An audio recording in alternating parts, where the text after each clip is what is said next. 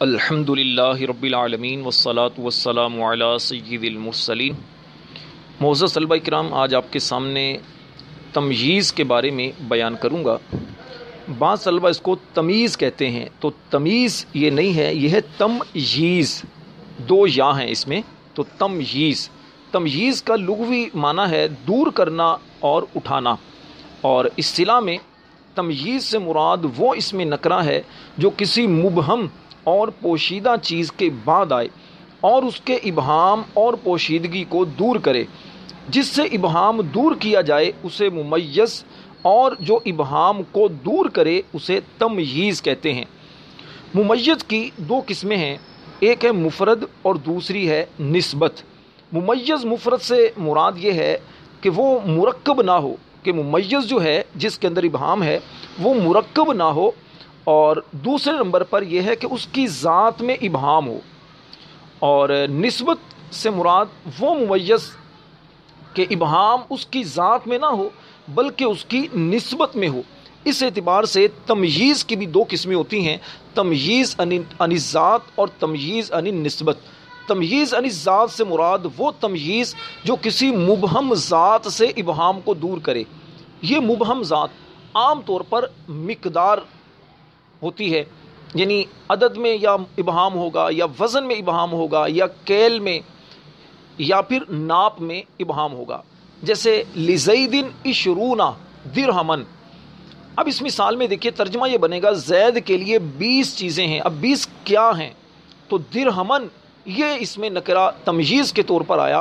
اس نے واضح کیا کہ زید کے لیے 20 وہ کوئی اور چیزیں نہیں بلکہ 20 درہم ہیں۔ اسی طرح عندی رطل زیتن، میرے پاس ایک رطل ہے۔ بھئی آپ کے پاس ایک رطل کیا ہے؟ تو اس کے اندر ابہام تھا، رطل ایک پیمانے کا نام ہے، تو زیتن اس تمییز اس میں نکرہ نے اس ابہام کو دور کیا کہ میرے پاس ایک رطل زیتون کا تیل ہے۔ اس طرح اور بھی اس کی مثالیں ہو سکتی ہیں۔ اور کبھی یہ ابہام جو ہے وہ ذات، کبھی یہ مبہم ذات جو ہے مقدار کے علاوہ بھی ہوتی ہے۔ مبہم ذات میں جو ابہام ہے یہ مقدار کے علاوہ ابہام ہوتا ہے، جیسے خاتم ذہبن۔ تو اب یہ دیکھو، خاتم کا مطلب انگوٹھی، انگوٹھی کس چیز کی؟ ذہبن، سونے کی۔ تو اب یہ مقدار نہیں ہے۔ اچھا، دوسری تمییز کی قسم ہے تمییز عن النسبت۔ تمییز عن النسبت سے مراد وہ تمییز جو کسی مبہم نسبت سے ابہام کو دور کرے۔ اچھا، اب یہ مبہم نسبت یا تو جملہ فعلیہ میں ہوتی ہے، جیسے مثال ہے حسن زید خلقاً، زید خوبصورت ہوا۔ کس اعتبار سے زید خوبصورت ہوا یا کس اعتبار سے زید کے اندر خوبصورتی ہے؟ تو خلقاً اس نے نسبت کے اندر زید کی خوبصورتی کی جو نسبت ہے اس جملے کے اندر، اس نسبت کے اندر ابہام تھا کہ زید کے خوبصورت ہونے کا معیار کیا ہے، کس وجہ سے خوبصورت ہے۔ تو خلقاً بیان کر کے اس ابہام کو دور کر دیا کہ زید جو خوبصورت ہے تو وہ اخلاق کے اعتبار سے ہے، اس کے اخلاق اچھے ہیں، اس وجہ سے زید کے اندر خوبصورتی کا جو وصف ہے اخلاقی اعتبار سے۔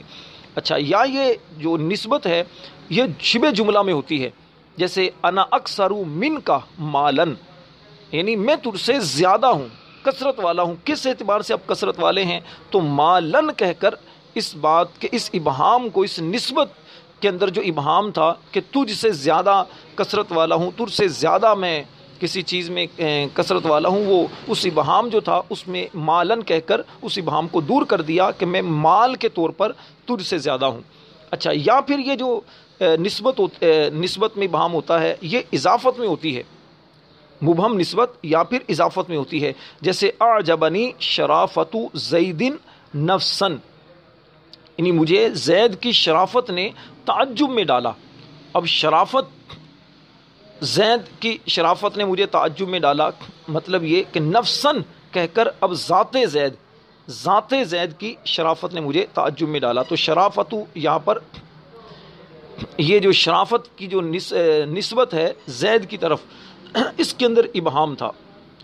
اچھا، تمییز کے بارے میں چند ایک اور باتیں اہم نشین رکھیے کہ دیکھیے تمییز میں پہلی بات تو یہ ہے کہ یہ ہمیشہ نکرہ ہوتی ہے، جیسے کہ آپ اس کی مثالوں پر غور کریں گے تو آپ پر واضح ہو جائے گا۔